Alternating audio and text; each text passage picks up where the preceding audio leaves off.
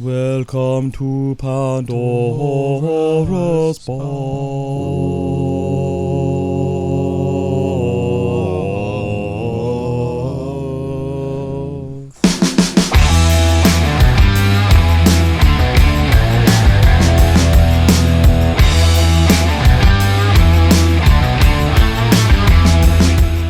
Good day, everyone. Good evening, I should say, really, by this point in the day, shouldn't I? Welcome once again to Pandora's box. Yes. I'm your host, as always, Obadiah Pennywhistle. To the left of me, we have the Golden Nugget, the man that will eternally be a child, Bullwinkle. And to the right of me, we have General Roger Rupert McLeod of the Clan McLeod. Hey, none of that. Hey. We'll have none of that laying there. Thank you very much.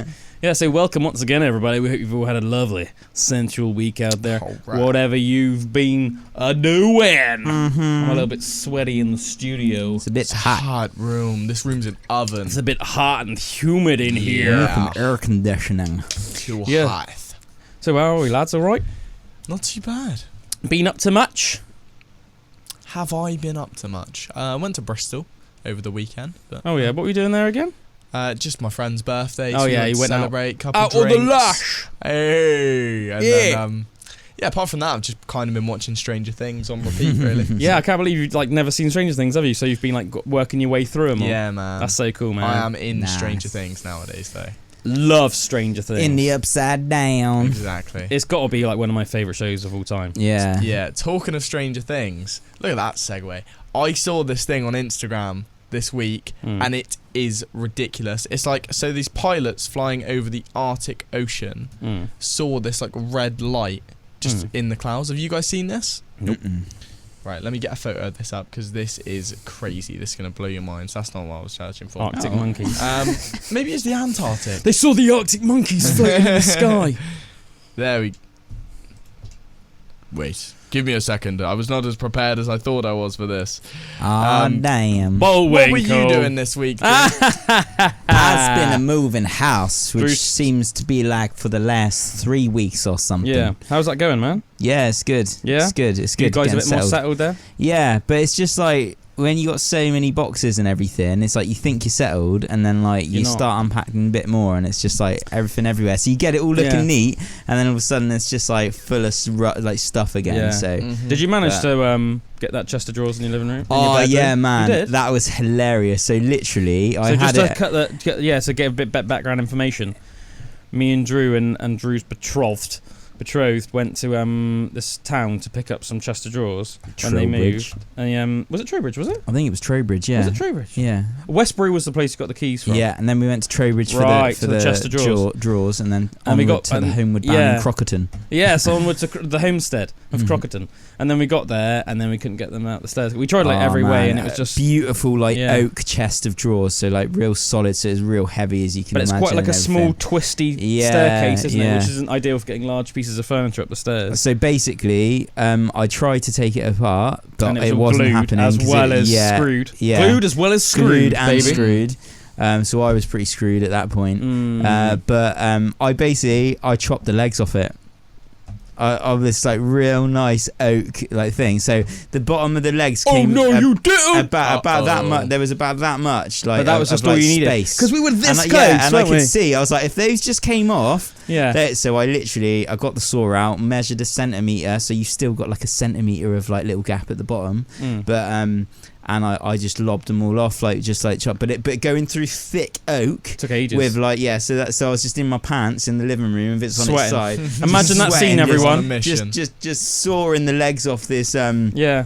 But got it up the stairs. Got it up. Around the. But then after, Sweaty I pants got it Drew got halfway up the stairs, and Meg was she was supposed to be giving me a hand, but she went to the shop or something while I was doing it. What, mid But she getting was up the stairs? and then she started yeah, she was oh, just while you were sawing those legs off, I'm just gonna pop to the shop to get I think she got some wine or something, so it's for a pretty good cause. Afterwards, you were happy about it. Wine. But you know, I thought nipping into the shop, which is literally 4 minutes away, to get some wine and back, that'll be real quick. So I finished chopping all the legs off, and then I was like, she wanted to help you drink. and then I was just like waiting around, and I remember she went out of the house and she was on the phone to her friend, and then and then about half an hour later, she got back into the house and she was still on the phone, and I was like, mother. She just been like, so like in this time I'd got completely bored of just sitting there like waiting around with this in your pants. So I like started trying to take the chest of drawers up the stairs on my own with like the head, because I thought I could do this if I maneuver it right. So I got it like halfway up the stairs, like to this point, and then it just become wedged again, and I was like, no, I was like, this cannot happen. But yeah, then Meg got back. I promptly told her to get off the phone to her friend, and then she helped me. And with her manoeuvring skills, to be fair, she was like, I reckon if we do it like this and we do it like that, you'll get them up there, and we did. Yep. So now it's she's used to helping you getting it up, isn't she, mate? Trying to. Yeah, you're not that old yet. I'm sure you don't have those problems yet. Nah, not quite. Drew's like, she's pretty beautiful as well. oh, that's sweet. Yeah, so they're up there and they're at the foot of the bed now, and it's like nice. perfect at the foot of the bed, and just with it a little just bit ignore shorter the short, as well. Legs. Yeah, well, like it looks better at the like foot of the bed where it's a bit shorter as well, because it like doesn't stick up over your bed frame. So it's good. So it's good. Like a natural extension of the bed. Yeah, it makes it like a sleigh bed, it's like a nice oak sleigh bed or something now. You slay, girl. You slay that girl. You slay that girlfriend. You slay. Something that people say in it. Yeah, slay. There we go. But I like how like Bullwinkle is. He's at the RX mode when it comes to that. And he's like, yes, slay. I've never heard of that. But Bullwinkle. On another note, so tell us, have you found it yet? I found it. Oh, it nice. was the Atlantic Ocean. Whoa, look at those red dots. That's completely different from the Arctic and the Antarctic. They essentially these pilots saw this like red So that's glow. an actual picture of it. This is an actual picture. So for anybody that's watching if you're just listening on the radio, get on the tubes. If you go on YouTube, type in Pandora's Box Podcast, find us on there, give us a subscribe if you haven't already, and then find this show, and then you can look at the red dots that Bullwinkle is referring to right now. We've got them up on the screen. But this went crazy this week because people still don't know what that is. Oh really? Like, it was never. It's just like a mystery, and like people are thinking that maybe it's something from Stranger Things. Who knows? But it looks pretty crazy. Does right? look very Stranger Things. Is that above the clouds? No, this is. So is that so like that's literally all clouds, like okay, yeah, so it's shining on the clouds, so it's like almost like underneath the clouds or above it. I think that is the case, but consider this is in the middle of the Atlantic Ocean. I reckon it's some sort of weather phenomenon, like some rare weather phenomenon. It looks. This is another photo. Like it looks like a little like red balls. It looks to me, what I mean? yeah, little red balls. I reckon it's like some sort of like thunderstorm, but it's like red lightning, because you can have different coloured lightning. I mean, like I remember once I was in a lightning storm, thunderstorm, whatever, in Spain, and I remember like remarking that the lightning was like strangely purple. Like it wasn't like a sort of colour you'd ever have in Britain. It's always like more like blue, but this one was like purple. So it had gone like from like Obi-Wan Kenobi to Mace Windu, but that's like full on Darth Vader. That one, isn't it? Yeah, I've never seen anything like this before, man. Is that an actual picture of it as well? I think so. There's That's like more insane. photos than I thought. So this is like someone else's view. This is like a passenger of a plane. From a commercial flight. They flight. could see like over there, but What's that one with a ship? Because that looks like it's underwater. That's just a red ship. Yeah, I don't know if that's real. The light's just from the red ship. Oh, I can't really see it that well from here. Ah, yeah. I thought like it was like under the water and the ship was going by. Yeah, I can see. Now you've said, I can see it's got like lights on the side. Yeah. Yeah, but no one really knows what this is. But I just thought it'd be a cool thing to bring up. Because I'd like to see it from below. Like if there was like a ship, do you know what I mean? Like a boat. Because I want to know like below. I want to know how high it is in the sky. But to me, it looks a little bit like you can imagine being over the clouds and like seeing a lightning storm, like a thunderstorm. Yeah, I don't reckon that's lightning, man. Well, I'm just saying like some sort of strange weather phenomenon. And the fact that it's just like staying there as well, like just glowing there. Like, you know. Because there are some weird, like strange, really rare, like weather phenomena. Aurora Borealis. The Aurora Borealis. And I know there's like some weird things I remember like hearing about. This is going to be vague because I can't remember the specifics. but there are like there's like a rare weather phenomenon where like balls of like lightning almost like hover in the sky, but it's like a ball. Orbs. Yeah, Whoa. it looks like a giant, but like a quite big ones. Yeah. Like a big ball of lightning can just like hover in the sky. I think it happens. Cool. I think it happens more in like Asia. But like, yeah, obviously every time it happens, people are like, "Oh my god, what is that? Like an alien or like something supernatural?" But like, it's been explained by scientists. It's just like a super rare weather phenomenon. Yeah. And I don't think even scientists know why it happens. But it's just, you know, it's like so complex. It's all to do with like the atmosphere and how much like vapors in the air and how much humidity there is, you know. And then it's like, yeah, you know, because if you think about it, like lightning storms themselves are weird. Oh yeah. Do you know what I mean? I was when we got on our flight back from Greece, I was speaking about this on the breakfast show, and I was just looking out the window, and I saw like this huge cloud, and there wasn't like a lot of clouds on this flight because it's, you know, it'd been real sunny from Greece pretty much all the way home. It was like sunny. Yeah, boy. But there was this one huge cloud, and there was just like fork lightning like going all around this cloud. And then, and this is something I don't get, and I wanted to ask you guys. But there was just a plane that just went straight into the cloud. It's just like like a Boeing plane just like flew straight into the cloud. And I've seen like videos like that before of just planes like flying straight into the cloud. Or I've even been in like planes where you're like in the middle of the clouds, you can see the lightning around you. whoa! But why do I've they never like seen know the about lightning that? around me. What do you mean? Why do they know about it? Like what? No, why do they like go into that? Because there's no danger of them doing it. I guess. Yeah. Like, There's no danger. Yeah. Yeah, but lightning seems so unpredictable now that it seems like if you were it seems like if you were if I was to think of everything I know about lightning, you don't want to be like in Bullwinkle's encyclopedia of lightning facts. Don't go near it. You know what I mean though? You don't want to be like up high. Coming to W.H. Smith soon. Don't hold no metal in your hand around the lightning. Exactly. Stay in your car. It'll bounce off. Planes I are feel like metal. that's sort of the basics, isn't it? It's like don't be a metal. Don't be high. And if I was in a big metal box high in the sky, driving through some clouds that had fork lightning, aren't planes all like around designed so that like lightning would like bounce off the same as cars? Are they? I mean, I they've even know obviously that was got the case, some but I didn't inherent even- safety features that make it possible for them to just That's cool. travel That's in why all I asked. kinds Also, of you got to bear in mind as well that like air traffic control is like a very serious thing, and you can't just like fly about willy nilly. Well, Because like that's planes, what I if they mean, do is that, they there's like stories, aren't there, of like planes don't realise it because they're like flying through clouds or whatever, and then they'll like they'll fly within like 10 feet of each other in like massive commercial flights, and you're like, oh, whoa, do you know what I mean? Like should never like happen. something went wrong with their radar or like their flight path or something, and then they accidentally flew too close to another plane. Man, did I even tell you guys about how dodgy it was when I went to the Isle of Man on my flight? Guys, another plane almost crashed into us. What? I can't believe I didn't ever tell you guys this. It's like one of the most like interesting things that's like happened to me recently. I just like didn't even think to tell you guys. Yeah, so like obviously from Bristol to Ronaldsway Airport in the Isle of Man, it's only like 50-minute flight. The Isle of Man, the jewel of the Irish Sea, as it's known. Shout out to the Manx on the Isle of Man. My granddad's Manx, so love it. Beautiful place, one of the best places in the British Isles, I think. But yeah, we were coming into land, and you know, it was like real nice clear day, so the flight was like a real nice comfortable flight. Do you know what I mean? There was no like or anything like that. Just real like plain sailing, real clear day, so you could like look out, you could see like the nice like Irish Sea. Yeah, just real nice pleasant journey. We're flying above the clouds, it was a nice sort of sun in the air and everything.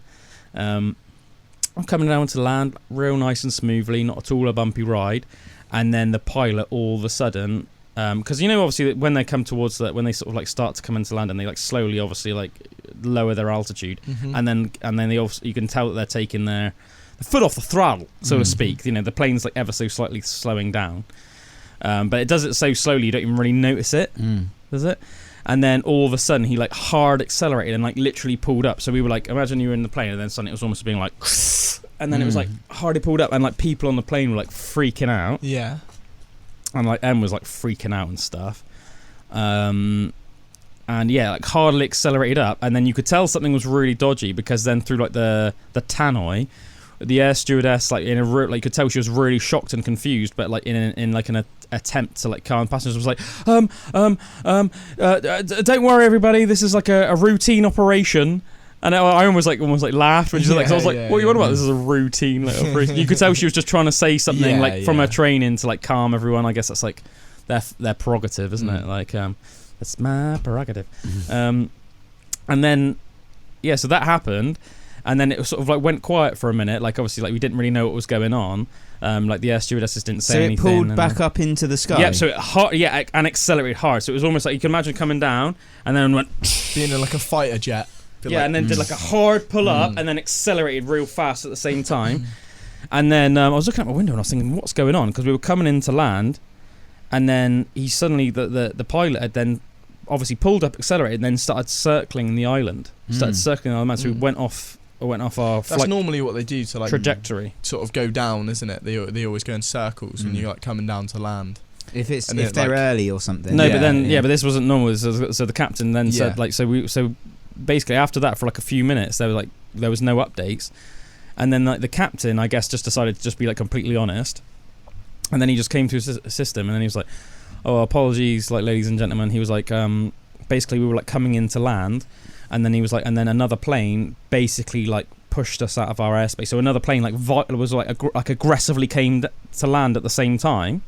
And if the pilot hadn't like pulled up, the plane would have just like crashed into us as we were like landing. Whoa, it's crazy. And then he could tell that from his like radar and that, I guess. Well, I guess he was. I guess like he was like in contact with air traffic control, and then it's suddenly like this plane was coming to, and like obviously they're like told, so it was like, okay, it's like your turn, you know, you know that you're landing at this time if you're the pilot, and then I guess normally like the you know, if there's any other planes, there's almost like a it's like a bus, isn't it? You know, this bus is coming in at 4:30. That's what I mean about because it's happened to me before where we've been a bit early. It's been like really good wind speeds or something, and we've got there early, and he can't land until it's his time to land. So they'll go for a couple of laps. But this wasn't normal. No, we were going into land. That's what I mean. It was our time, but then this plane like aggressively, essentially like pushed us out of the way, and if the pilot hadn't pulled up, the plane was just going to crash into us. And there were people like freaking out and stuff on the plane, and then. So then the pilot was like, sorry everybody, ladies and gentlemen. He said, I'm going to circle the island, and then I'm going to land again. And then he had to circle the island again a second time, because when he was coming into the second time, suddenly an emergency helicopter came in, and basically like air radio control said that the emergency helicopter had to land. And it was like obviously something to do with this first plane. Right. I can only speculate. We didn't find out what happened, but when we did land, we saw the plane that nearly crashed into us, and it was surrounded by both police and ambulance. And there was an emergency helicopter next to it. So it was like, something happened on that plane. What the hell happened on that plane? But and whatever. They just needed to land. They were like, we're just landing. This is crazy. Yeah. So like, we can only speculate. Did someone get super violent on the plane, or did like somebody have a heart attack? Yeah. But then if so, why would they have so many police? Unless it's just like routine. Yeah, if there's an emergency, then do you know what I mean? To have police there as well, because I guess like an airport, it would need like, you know, I don't know. Do you know what I mean? You'd need authorities. Yeah, it's not like a car crash, I guess, is it? When it's just like a bit. Actually, of course, police would be there as well, wouldn't they? But you know what I'm saying. I don't know the severity of why it happened, but yeah, that was super dodgy. Yeah, super dodgy. Man. Sounds it. I find it funny how people are always sort of brought together in those sort of circumstances, though. I found it weird when I was on that plane, I was saying about that like big cloud with the lightning, and it was quite a cool sight, but everyone around me was asleep. So like my friends were next to me and behind me, and they were asleep, and everyone was pretty asleep apart from like a couple people down the line. And as this like lightning was going off, this one girl in front of me just turned around, like looked at me and went and then like turned around and like looked back out the window, and then you could see everyone else like down the aisle that was in the window seats just freaking out. But that was quite cool. Yeah, man. Yeah. I mean, plane journeys are cool, aren't they? Yeah, I think if you get a window seat on a plane journey, it's a good time. I love it, man. Yeah, and just all these different landscapes that you see and everything. Or literally, like, when you're above the clouds and you see, and it almost looks like you're in a fantasy novel or something. Like, actually, like, I feel that I remember, like, last time when we were on the way to Portugal, I was above the clouds and there was just some of the craziest cool shapes, and it almost looked like mountains going, and I was like, I just want to wander down that. I just want to be able to like fly somehow, like, but actually feel those clouds and just like wander through it, you know? Yeah, man. It's so cool. And you always see like the nicest like sunsets and stuff. If you ever fly around that time, it's always like real pink and beautiful. Pink eye. I always like proper It's called pink eye. I always like proper like scan the ocean when I'm in a plane because I always like really want to see something like mental happen in the sea. Like that. Like the red glow. Well, I'm thinking more like, well, not something that's The like Loch Ness crazy. monster. Yeah, I'm thinking more like, imagine if you Yeah. just saw like something Yeah. mental, like a massive whale breach or something. That would just be like, just something cool. Yeah. Or like you just saw something crazy, like a giant squid or something. Yeah, Do you know what I imagine- mean? Or just a huge silhouette under the water. Yeah, like even that. Yeah. If I just saw a massive silhouette, I'd be hyped. But I was like, yeah, I'm always like proper scanning the sea. But I think it's amazing how much you can't see under the sea. Like you'd think that almost like in a plane, that would be the perfect place. You'd almost think that you would like definitely see something. But like, let's face it, when you're flying over the ocean in like a plane, It's just blue. I'm always looking out and you don't see anything. No. And then it almost makes it seem like menacing to me because you know loads of weird stuff's going on. lurking beneath? Yeah, loads of weird stuff's going on underneath there. I enjoyed that when I went to Greece and I like swam completely to where I couldn't see the bottom anymore. And I was sitting there and I was swimming. I was thinking, Oh, balling, that's sketchy, man. but I was there and it was like it wasn't. I wasn't going to be swept out or anything. I was pretty under control and I was just looking for turtles. But it was just like you say, a turtle bit whisperer. sketchy looking underneath, and you just see like the sort of sun like breaching the water in this little like And then you wave. just see something come up from the depth. Man, Dun, imagine. dun, dun, dun, dun, It's almost like seeing a dun, ghost, dun, isn't it? dun. It's like that kind of thing where I would Mate, quite like to see that. I'd be less freaked out seeing a ghost than I would seeing something come out of the depths. Yeah, you're probably more in your comfort zone if you're seeing a ghost than you are if you're seeing like a huge shark in the water, aren't you? Oh man, it's like one of my biggest fears is just like, yeah, like as you said, like because I love swimming in the sea, Yeah, but I wouldn't swim in the sea if I couldn't see the bottom. right.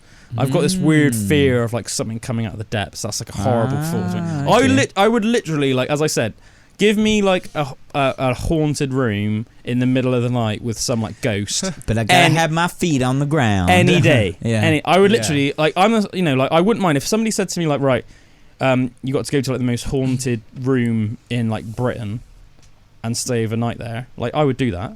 I would do that, but I would hate to swim in the ocean if I couldn't see the bottom. In the circumstance that you were put in the ocean, what in your head right now? What is the worst thing you could see if you're? I don't even know. My mind can conjure so many horrible things. A great white shark.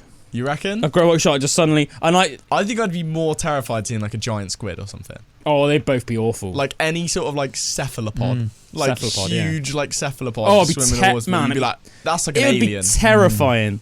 Oh, it's like my worst fear. That's like I actually think that's probably my worst fear. Is the thought of being in the middle of the ocean, like proper out the like you scan the horizon, you can't see land anywhere. You ain't going nowhere. And apart from down. And then at first you just start seeing like the glimpse of almost like a little shadow, and you can't see it much. But you know that whatever it is obviously evolved enough that it can see you and it can smell you and it can sense you, but you can't see. And then it's just slowly getting your close legs to are you. just like dangling at the bottom. Maybe mate. at first you feel like that's something, the worst. Yeah. It's like the legs dangling. Yeah. and then you feel something brush against your leg, and you're like, but then by the time you turn around, it's like gone, and you're like, and it's like toying with you. Oh man, that's horrible. That's literally like my worst fear, dude. Yeah. I'd literally like rather be attacked by a bear. I've had dreams like that before. Like being in Oh, I'd the- hate being to have in a the dream deep like that's water. like a horrible nightmare. That is. That's a horrible Yeah, I nightmare. do remember waking up and being like, whoa, that That's a actually shook bru- me up a little bit. Yeah, that's a brutal nightmare.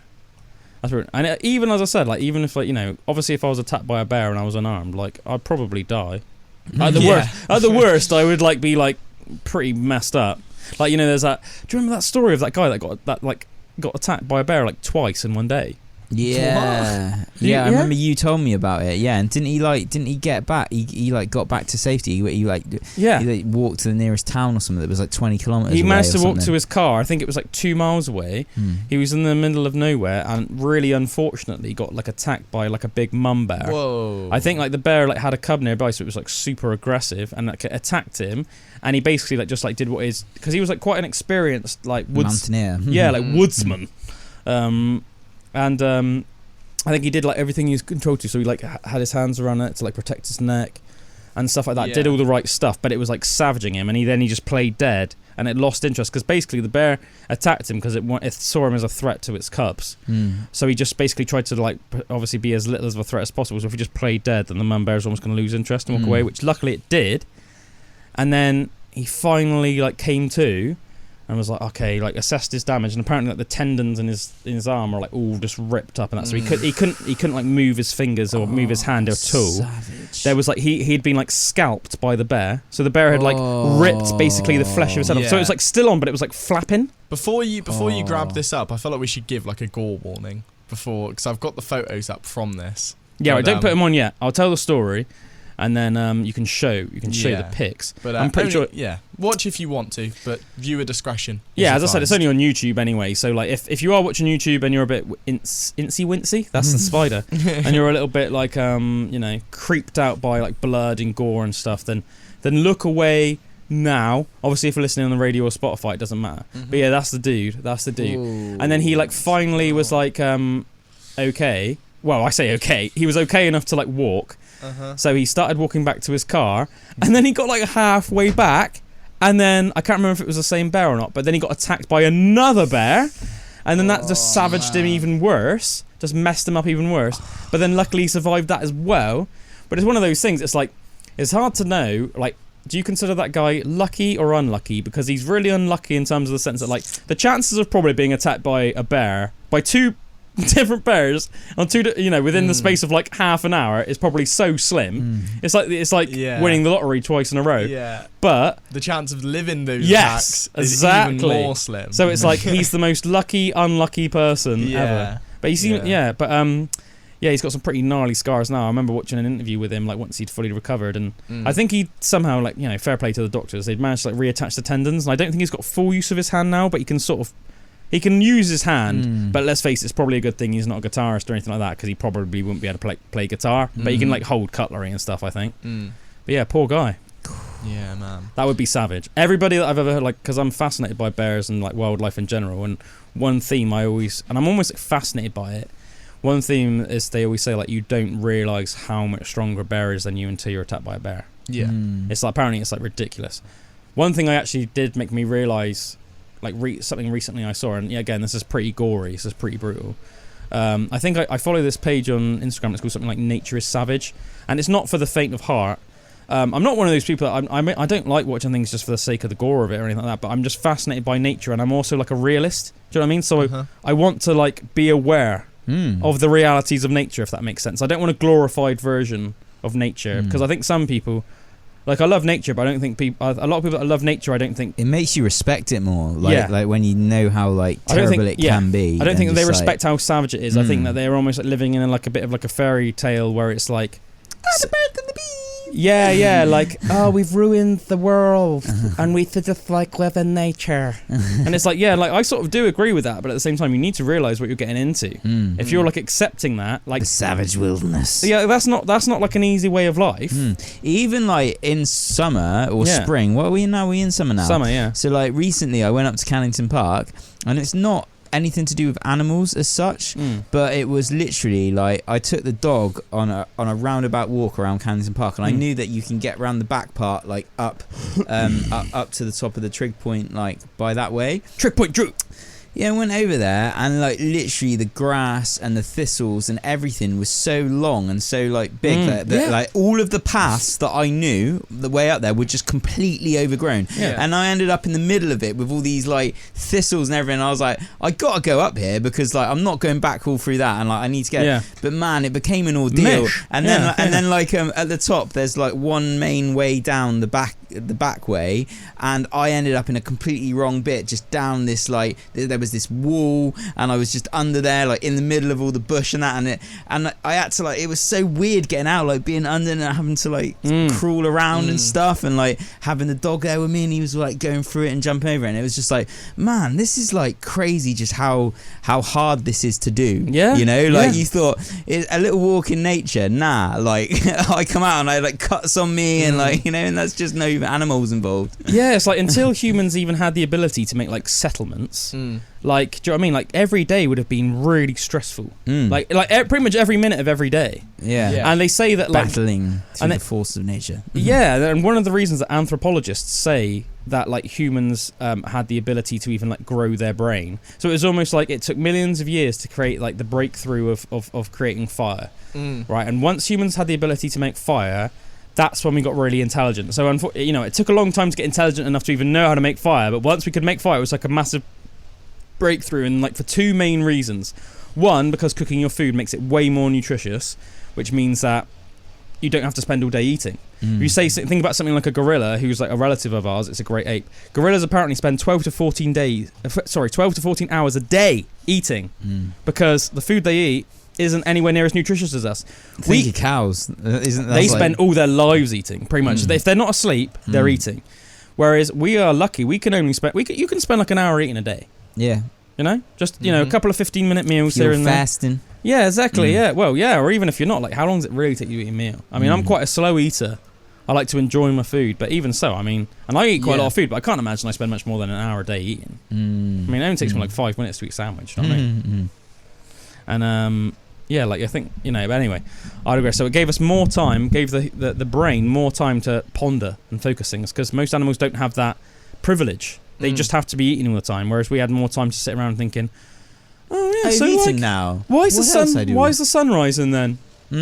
So like, wait a minute, that's pretty cool actually. That like, who am I? Yeah, I could actually. Do you know what? Rather than sleeping here tonight, we could like cut down some trees and make this cool like cabin. Do you know what I mean? You couldn't. There's time to think about stuff like that. The other reason is the other benefit that we had. Scares away. Yeah, animals are scared of fire. So once we humans harness the ability to like make fire, not only can you cook your food, which makes it way more nutritious, which means that you can spend more time not eating, but if you just put a fire just at a campsite, animals don't come too close at night. And to this day, I mean, that's what people, like a lot of people do. If you're like in an area of like, say, like the United States or of Europe where there's like wolves and bears, just have a big fire there, and it's probably not gonna bother you too much. So even bears, will they stay away from fire? Yeah, they're just scared of it. Another good example of like what you were saying with people who almost wish we got back to nature. A bad example of why you shouldn't do that is this guy, which I've got up on the screen, and we spoke a little bit about this last week. Oh yeah, Grizzly Man. He's the guy that thought he could live with bears. Yep, and then he made a whole documentary. This released in 2005 of him like basically. Sorry about that, guys. Anyone here in the background can just hear that great.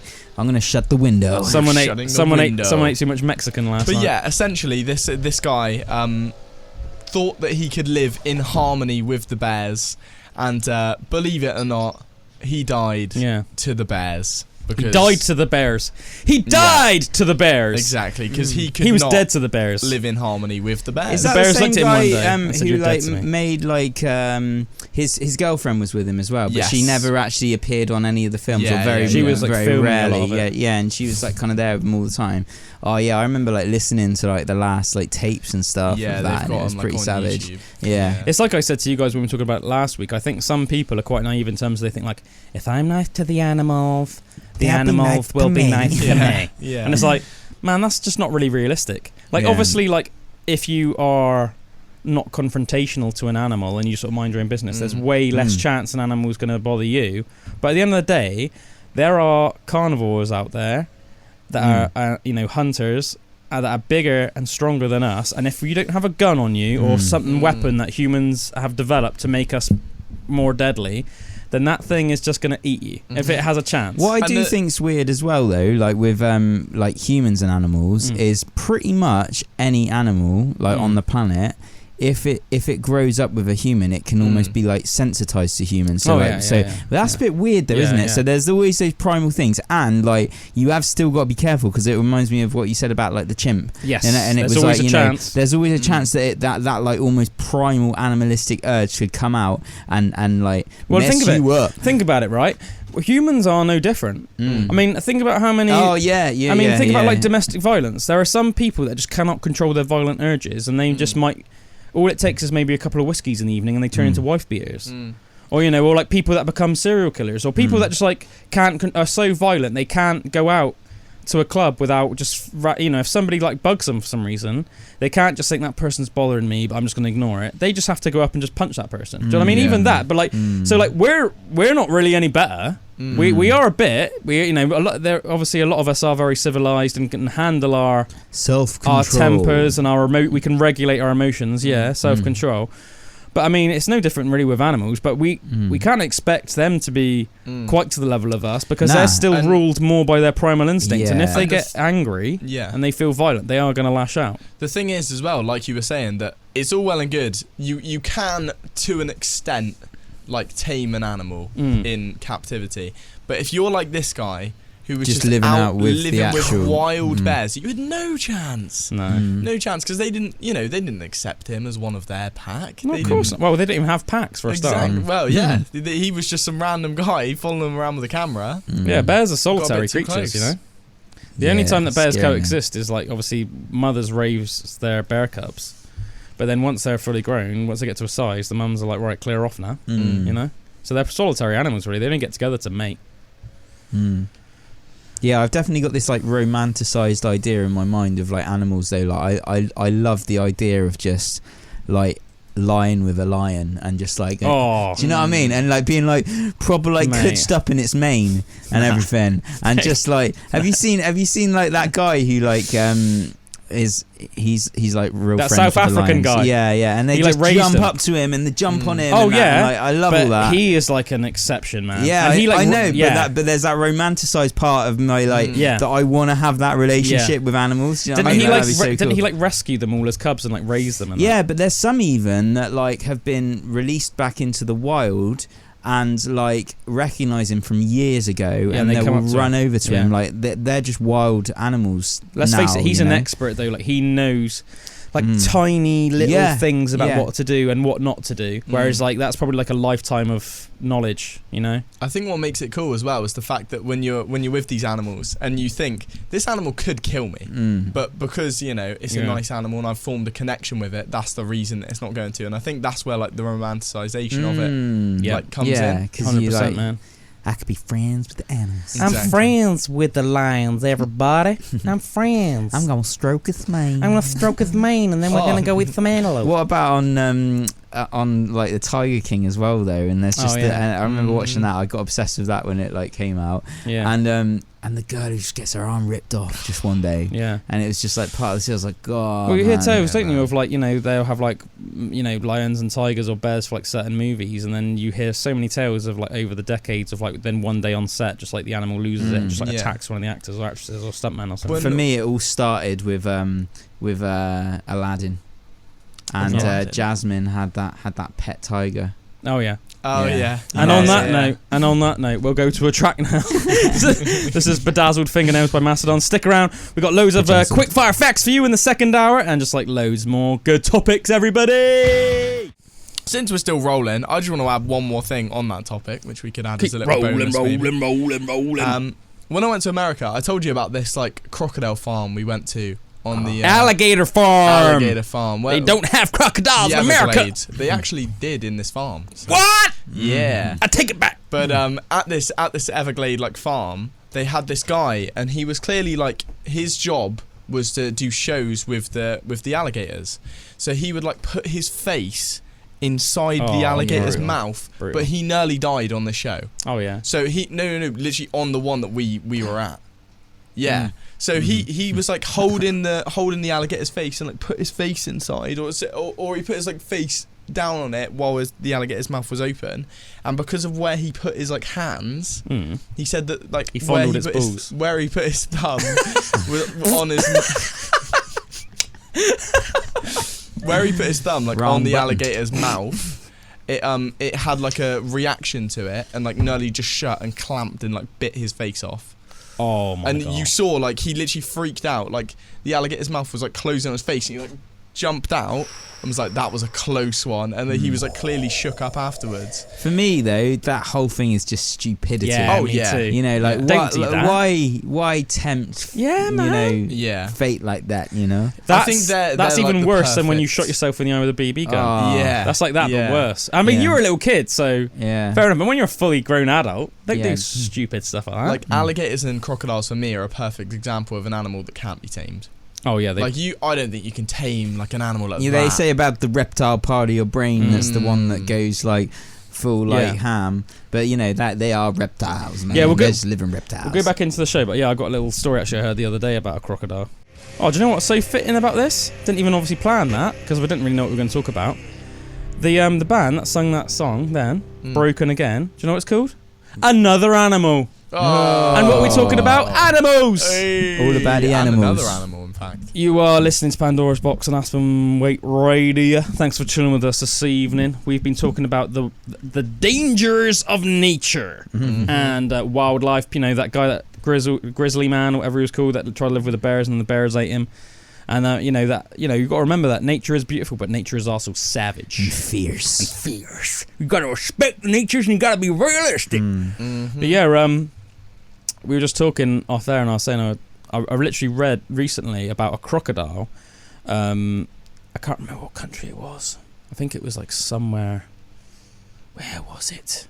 I think it was somewhere in Africa. Anyway, it had taken the time to like slowly learn the habits of this village, and then it realised that people would go to the specific spot on the river to like, I can't remember why. I think it was like to Bathe. clean clothes or something like that in the river. And apparently they in hindsight they realised that it spent like 2 weeks like scoping out the area, making sure that it like knew exactly where the people were going, and then it would hide and wait. And then it ended up like eating like dozens of members of this village. Oh, man. Do you know what I mean? Like a lot of animals, they say like, will only attack humans out of either like accidentally, they'll like mistake something else, or out of like like say with like that guy that got attacked by bears we were talking about earlier on in the show. It was mainly because she thought she saw him as a threat to her cubs. Whereas like crocodiles, that was just direct. Like, I'm hungry, you're here, I'm gonna eat you. They're like pure dinosaur. Like from being back around that time, like you can tell that their predatory instinct has just been like nurtured, or not nurtured. What am I trying to say? Fine-tuned. Fine-tuned. Sort of Fostered. Sort of nurtured. Fostered through the ages. Yeah. I mean, they just come from a brutal time. I mean, I can't imagine the dinosaurs would have like cared too much about eating you. I think they would have just been like, well, that's a very food. human thing, isn't it? To think you would care about something like that. For them, it's just any other business, Just, I need to eat. Well, it's like even nature's brutal. Yeah, even herbivores don't care if they kill you. Do you know what I mean? I think, they think, Bambi and all stuff. But it's like I said to you guys before, like if you accidentally startled like a stag, it would kick you in the chest and then stab you with its antlers. Well, yeah, like do you know what I mean? If you like walked around like a tree or like a ravine, say even like in the Quantox, which is like the area of outstanding natural beauty nearest to us where we're recording this. Obviously, there are like big stags there and stuff.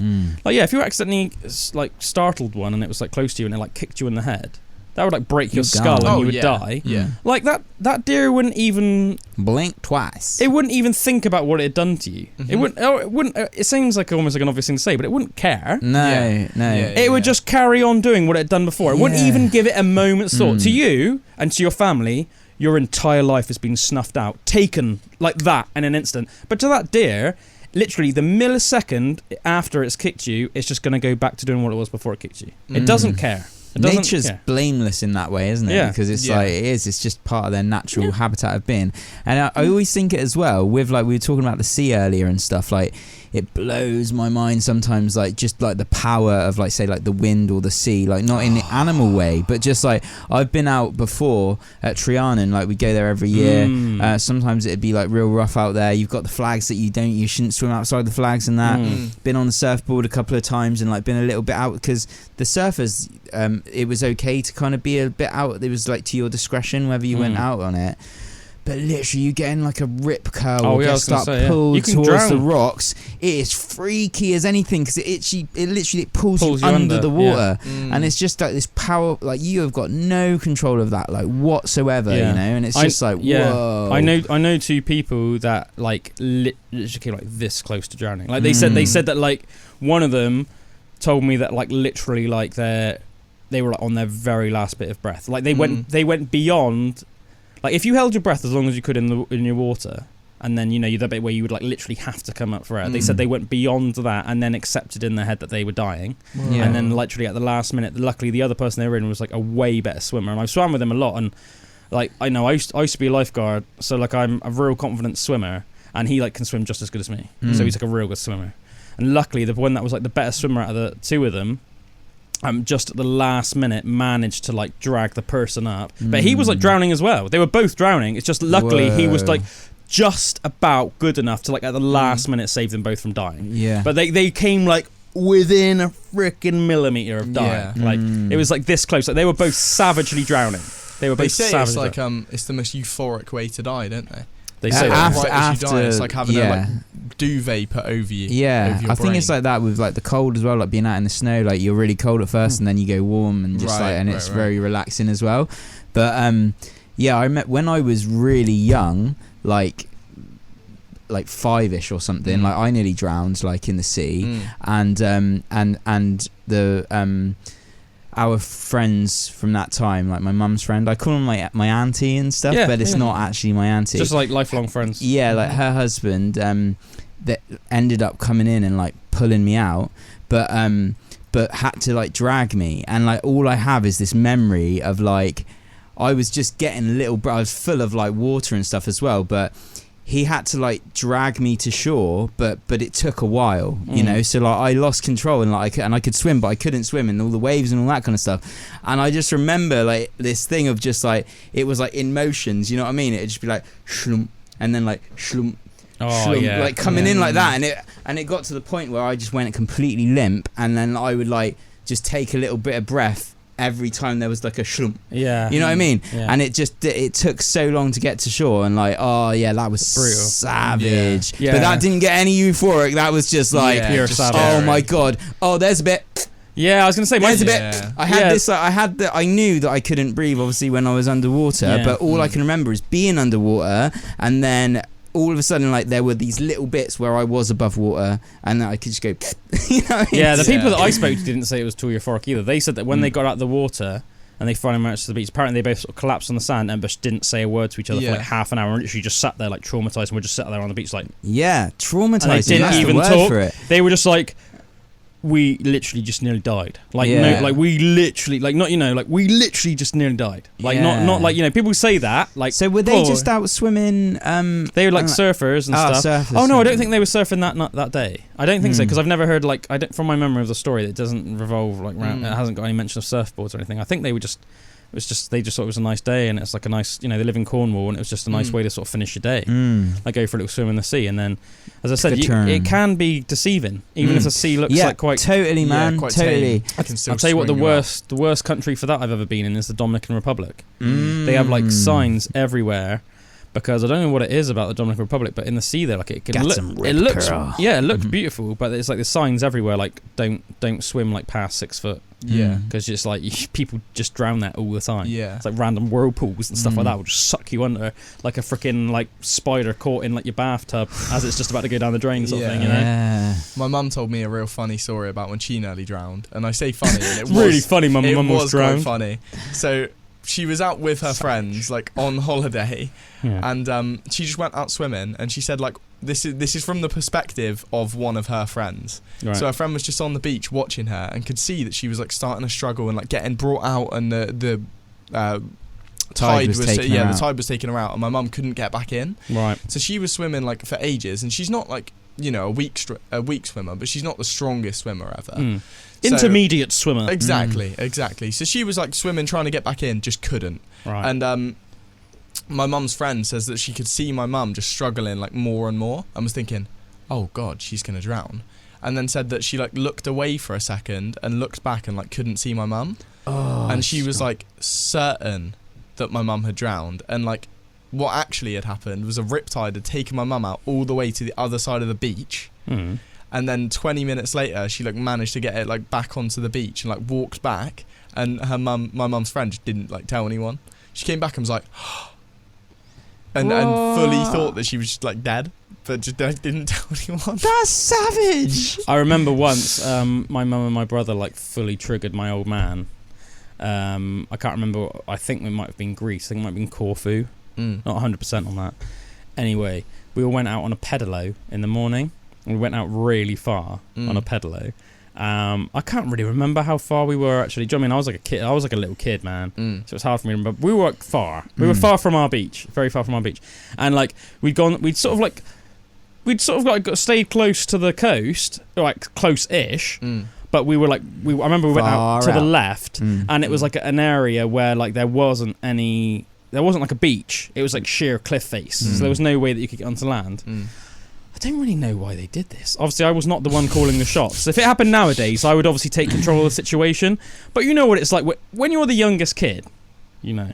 And you're like, say you're like 5 or 6, and your older brother's like 8. You just got to go along with it. When your brother's like 8 or 9, and then your mum's there, you are not the one calling the shots. Yeah. You can make suggestions, but like your brother and your mum are gonna go like, oh no, it's fine, and you can go, no, I think like we should do this, and they're like, no, and your brother's like, shut up, Calum, and then your mum's like, yeah, it's fine, and you're like in your head like, I don't think it is, but okay, I'm just going to assume that they're right. Yeah.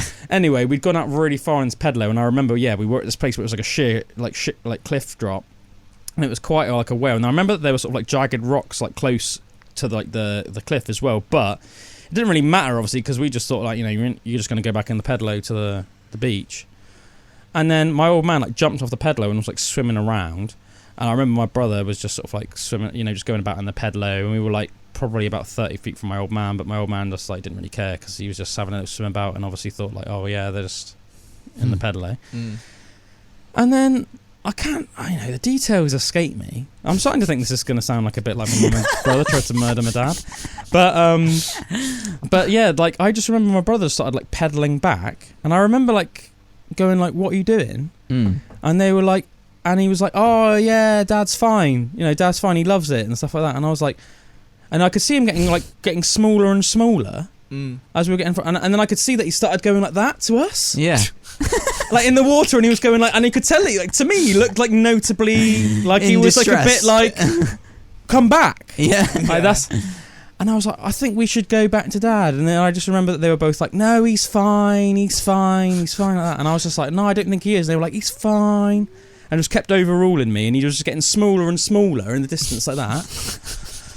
And I was that like, was the last time we saw my father. And I could almost like make out just enough of his face that he looked almost like a cross between like a little bit like confused and angry and in shock. I was like, I swear this isn't right, but like I'm just gonna have to assume that my mum and brother know better than me.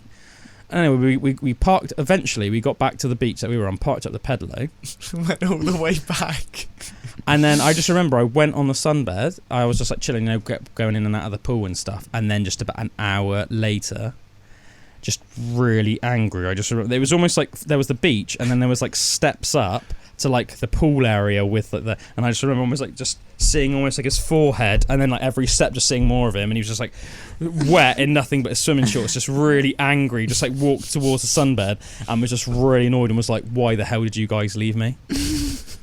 And I can't even remember what I think my mum and brother were like, oh, we thought that you were just like joking and playing around and stuff, and he was like, I literally had to like swim across like freaking like jagged rocks and stuff like that, like hugging the coast until there was like eventually a beach.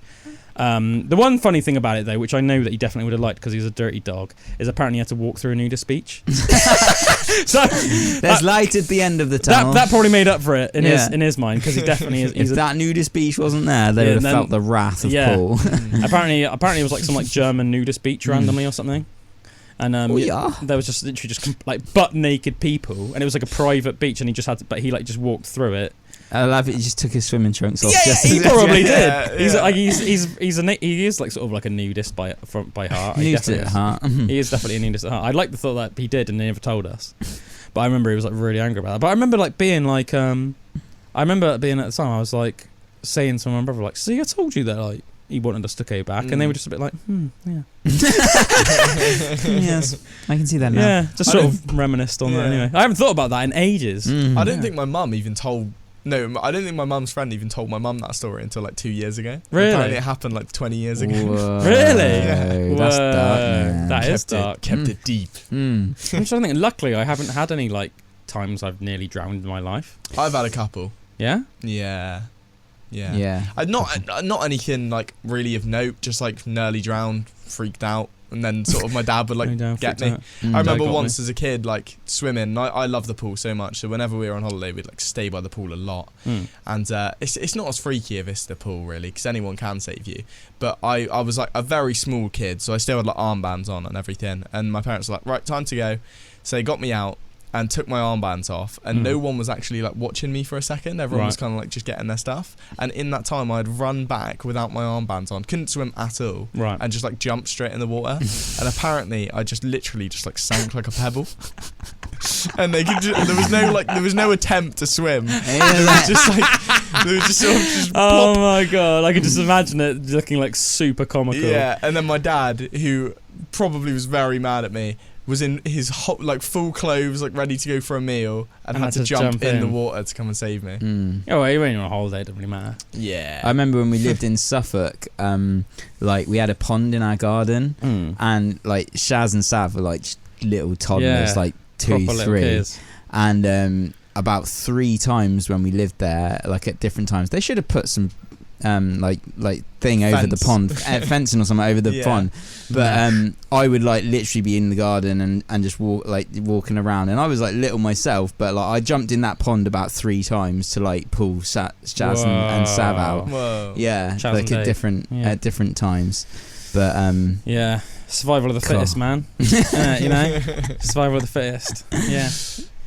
I definitely think both my parents and your parents, Drew, do have like a very sort of like survival of the fittest attitude towards parenting.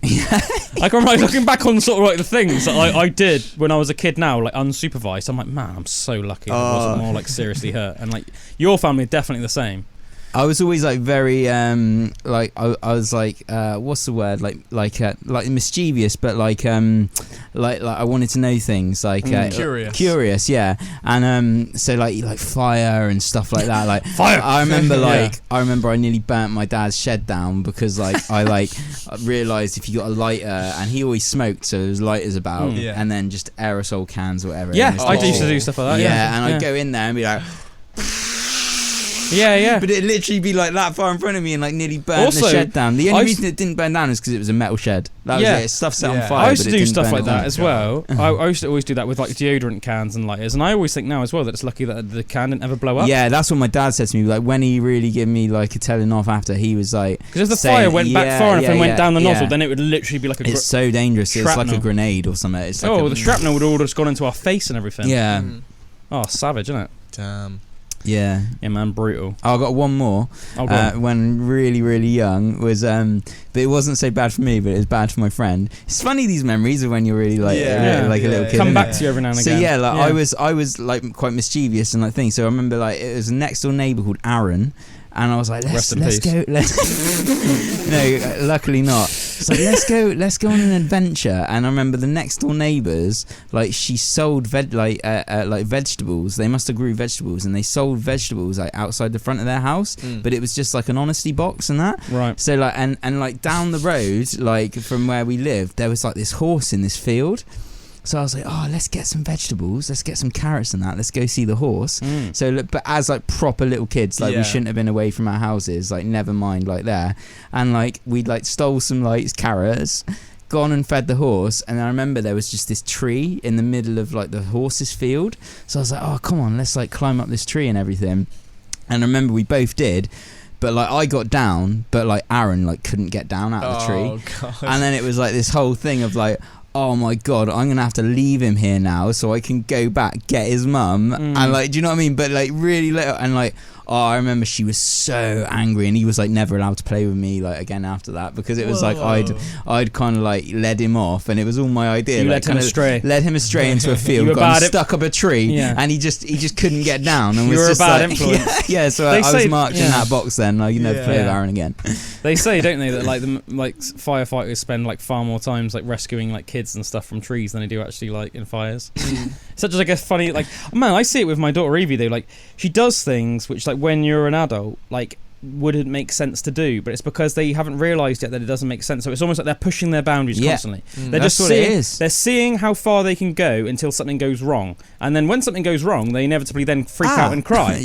But then up until that point, they're just pushing and pushing and pushing. It's crazy. Yeah. Anyway, guys, should we reel off some quickfire facts? Quickfire facts. It's time for Quickfire Facts. Quickfire Facts. QFC, baby. QFC. Did you know that there are over 350 recognised types of pasta in Italy today? But in the 13th century, there were only 4 types: spaghetti, ravioli, macaroni, and gnocchi. Gnocchi. Approximately 1,200 years ago, Madagascar was settled by a small population of no more than 30 women, most of whom were of Indonesian descent. These 30 women are the ancestors of all Malaysian people today. Sorry, Madagascan people today. Whoa. I want to know who the guys were that came along. Yeah, I was going to say, because it says 30 women. Yeah. How many guys? Yeah, I mean, there's, you know. They were just like... I had to stop myself from saying something really rude then. Really inappropriate. Do you think I should say it? We are live on radio. Yeah, true. All right, I'll save it. Save it for the YouTube version. Yeah, I'll save it for the X-rated version. A 1982 Harvard study confirmed that Tibetan monks can raise their body temperature with their minds. Wim Hof style.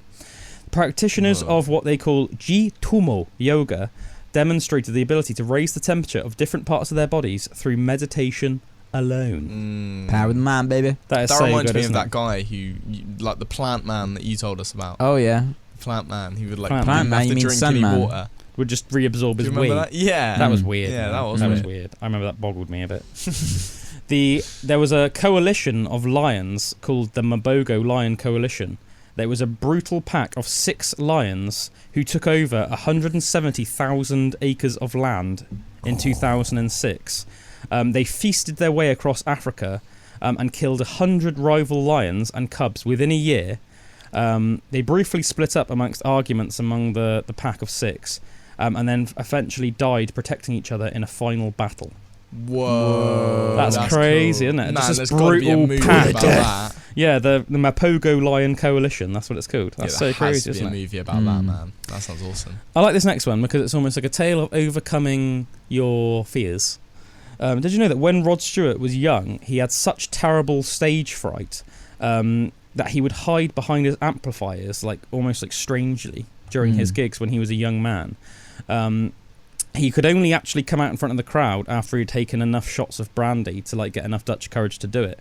But just 2 decades later, he set the record for playing at the largest free rock concert in history in front of 3.5 million people live. Whoa. And obviously he's just completely overcome his fear, just he's played in front of the biggest crowd ever and doesn't care nowadays, but used to be like terrified to the point where he'd have to be drunk to do it. And would just like hide on stage. Because that's how much he was scared of almost just performing. Yeah, that's crazy. Crazy, isn't it? True History is a short satirical novel which was written in the 2nd century AD by a Greek author named Lucian of Samosata. It is considered to be the oldest piece of science fiction. Science fiction. Whoa. It features Lucian travelling to the moon, getting embroiled in a war between the moon and the sun, and meeting heroes of the Iliad. That's quite cool, isn't it? How old did you say it was? It was written in the 2nd century AD, so like 1800 years ago. That's almost so cool. 2,000 years ago. It's good to know that those people were still like thinking that creatively and that they were literally making like looking cool, up at the stars about and thinking like sci-fi stories. Yeah, it's like Star Trek, but back in the day. On that though, like, wouldn't every like kind of myth and old like legend or like, do you know what I mean, like this campfire stories, would that not be classed as like science fiction? Is it got to be like outside? Well, has to be in space. Okay, cool. Has to be in space. So like the difference between, what's the difference between like Lord of the Rings and Star Wars? Like, you know what I mean? Lord of the Rings is fantasy. Star Wars is science fiction. Do you know what I mean? It's like, once it gets all like involved in space and stuff, it's sci-fi. That's how it starts becoming like classed as sci-fi, you know? Did you know that humans have the highest daytime visual acuity of any mammal, and among the highest of any animal alive, although some birds of prey have better daytime vision? However, we have relatively poor nighttime vision. So that's quite interesting to know, isn't it? So so compared to like, say, even like cats and dogs who we think of as having way better vision than us, our vision in the daytime is actually the best of any mammal alive. Whoa. But we're like creatures of extremes. So our nighttime vision is like the worst, but our daytime vision is the best. Whereas obviously like cats, especially because they're nocturnal, they could see as clearly in the nighttime as they can in the daytime. That's which crazy. is weird to us, isn't it? So like, if it's like a pitch black night and your cat is like at the bottom of the garden, and you're calling it to come in, it can see you just as well as it can at 12 p.m. That's madness. That's cool, I wonder what that looks like. Yeah. You know what I mean? Yeah, Because it's obviously Do you reckon not it light. literally looks like, when obviously we've invented like night vision goggles? Do you reckon it literally looks like that? I don't reckon it does. I don't know. can't But even I could imagine To some be what wrong. it species, I I could be reckon. wrong. Because I reckon with every species it would be a bit different. Yeah. But I reckon Yeah. to some species it would I be. feel like night vision never even looks that clear, though. You know what I mean? It's always a bit grey and sort of still dark. Mhm. Not grey, green. Sorry. Yeah. It's always like night vision goggles are always like. Oh yeah, it's green, not isn't full of colour. Yeah. it? It's not. But then Yeah. a lot of animals don't see in colour, do they? True. That's like a very human thing. Like, Do dogs not see in colour? I'm not sure. I think they see in certain colours, but not like a lot. They're Can Can you look pretty it up, colourblind. Bullwinkle? Can you look it Yeah. up? I'll tell you another fact while we look it up. This one is just ridiculous, this fact. In 1934, a German man named Gerhard Zucker attempted to deliver mail by loading it onto a rocket and firing it at a Scottish island. Both times he attempted this, the rocket simply exploded and destroyed the mail it was carrying. What an idiot. Talking of science fiction, Gene Roddenberry, who is the guy that created Star Trek, so like a legend amongst science fiction fans, his original script for the first Star Trek movie contained a scene in which Captain Kirk, James T. Kirk himself, had a fist fight with an alien who had assumed the image of Jesus Christ. I just think that's hilarious. Mm. I mean, that movie would have just been mental, wouldn't it? Yeah. Have you found out about the dog vision? Yeah, they can see like grey, white, black, blue, and yellow, sort of. That's it. That's what I'm seeing through this. Yeah, And Just- mixtures of those colours? it's really just sort of like, well, yeah, the shades of like blue and the shades of yellow, but it doesn't look like sort of. I've got it up on the screen now, but it doesn't look like sort of dark blue. It's sort of, I don't know. Yeah, like if you were to look at these toys, for example, Oh yeah. like it's all just kind of the blues and the yellows. That's the only real colours they can see. Oh, yeah. Pretty crazy. Oh, yeah. They can see- Because it is so funny. Like I've been over the field sometimes. If you get balls that are a certain colour, like, and I'll throw him for like Rupert, and he just doesn't know where they are. He just you can But see. you can see it really I easily. can see it so clearly, and I'm like, I can't remember what colours that was, but then you throw another ball and you just be on it straight away, like never lose it. Yeah, like you know? if it was an orange or a yellow. Yeah. Sorry, like a yellow or a blue one, then you'd see it obviously. But if it was like red or, that's interesting, isn't it? This is a funny fact, and I'm so not surprised, to be honest. There was a ship called the Lady Juliana, which was launched in 1777. It was a ship which was chartered to transport a load of all-female prisoners to Australia. It quickly, however, developed a reputation as a floating brothel, and eventually all the male sailors on the ship, which were supposed to be just transporting the female prisoners to Australia, ended up just marrying all the female prisoners, and there was like massive orgies on the boat. The male, because it's such a long trip. Sounds amazing. It's such a long journey from Britain to Australia by boat in those days. The men just couldn't help themselves, and because usually there weren't females on the boats, obviously it was like men would get very sexually frustrated, and they would usually go from port to port and then like spend night with sort of like tavern wenches and then get back out to sea. But because their job was to just transport so many women, which are all just criminals in Britain, they just couldn't help themselves, and after like the days turned into weeks, and at first it was almost just like sex, and then by the time they actually got to Australia, all the men had just like wed all the just wed them all. I'm gonna marry her.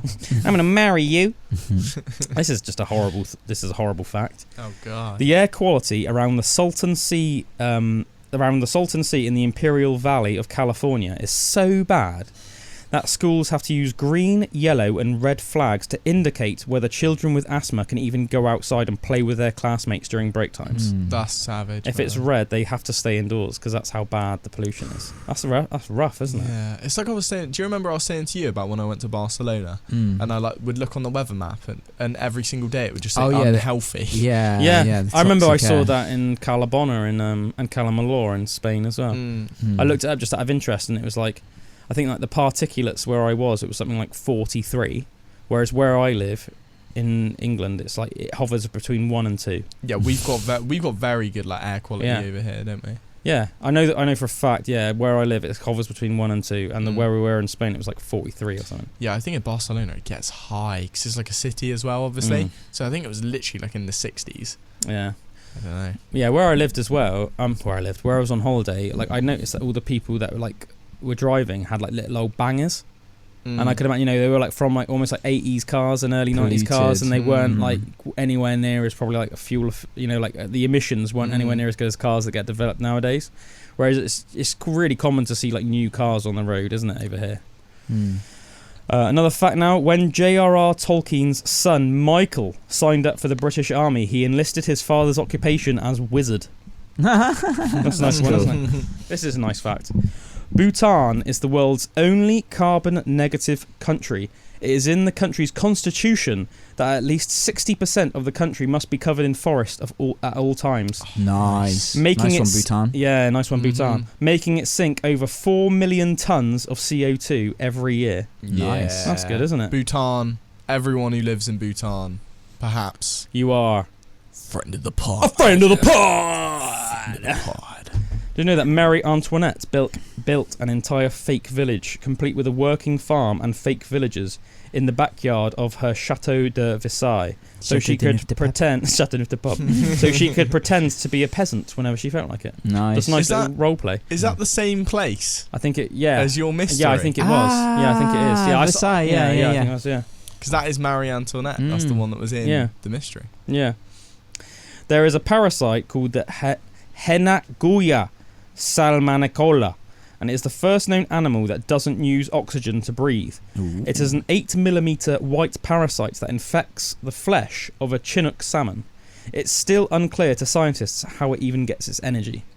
Because it's like, if it doesn't breathe oxygen, how does it even live? Do you know what I mean? Over 11% of all Americans are infected with parasitic pinworms.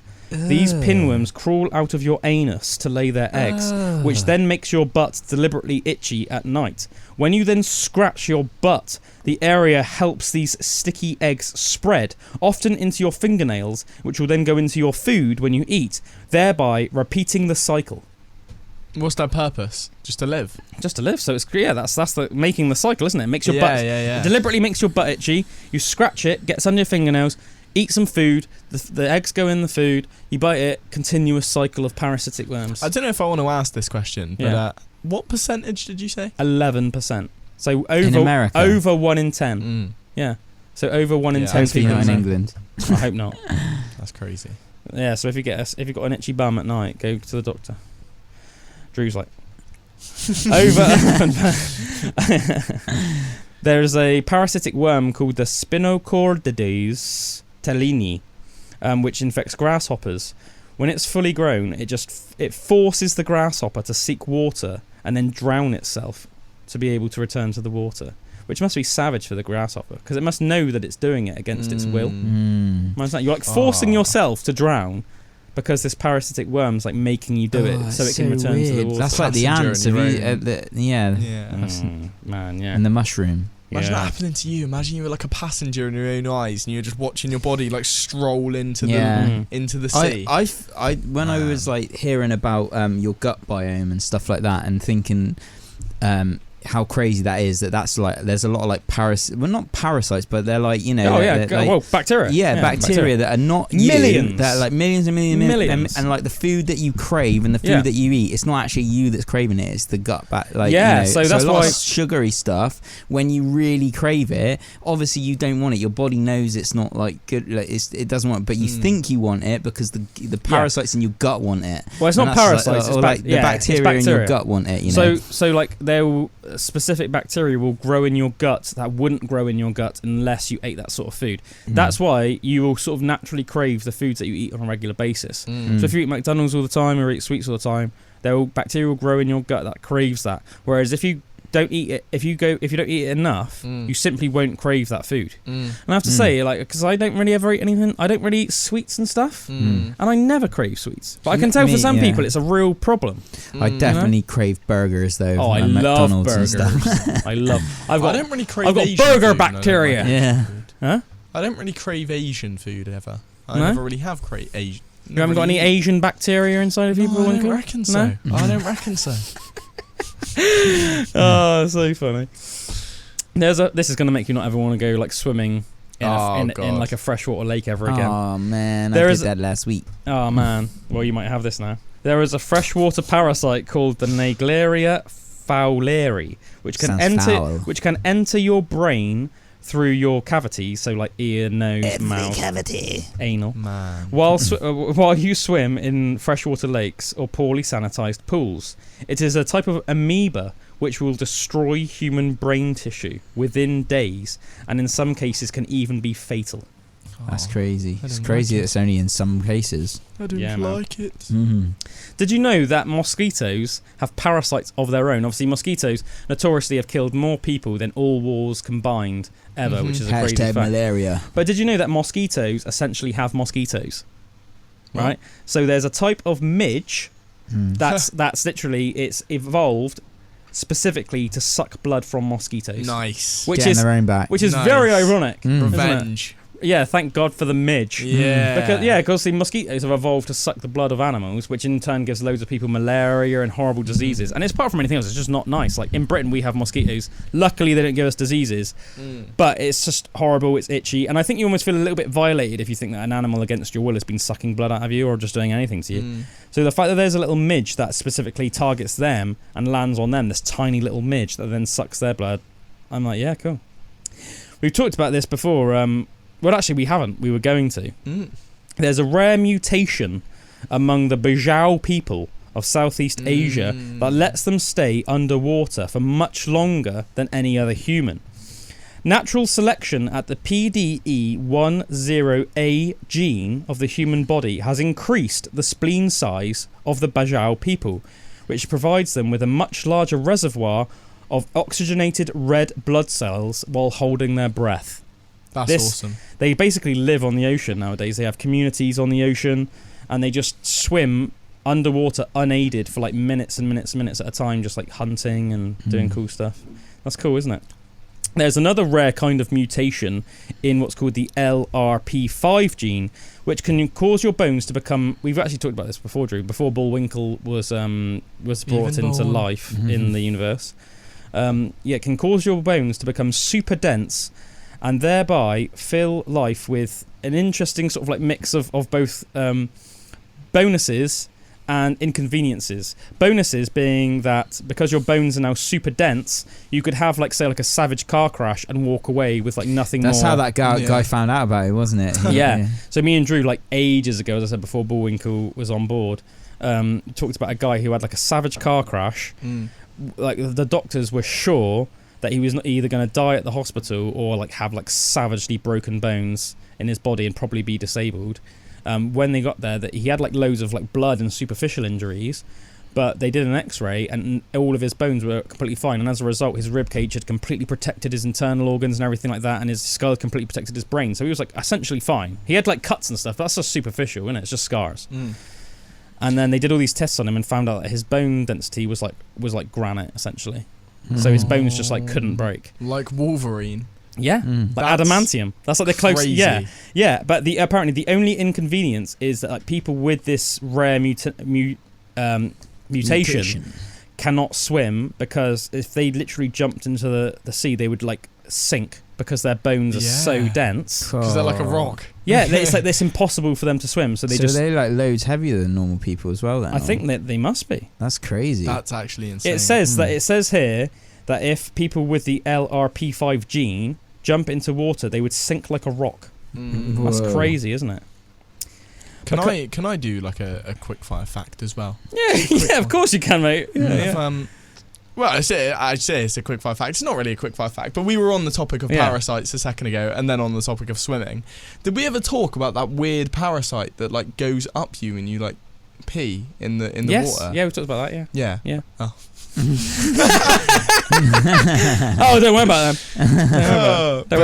That ruined my whole life when I found that. Yeah, it's only in certain countries though, so just don't ever wee into like a river in, was it like India or Africa? Somewhere like that. I want to say it was either like India or Africa. And it like swam up the stream and not nice. Yeah. Not nice.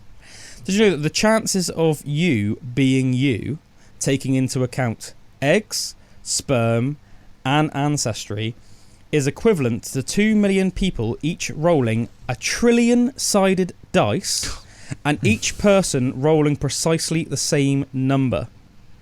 Man, that's crazy. It's ridiculous. That is a 1 in 10 billion, 2 million, and 685,000 chance.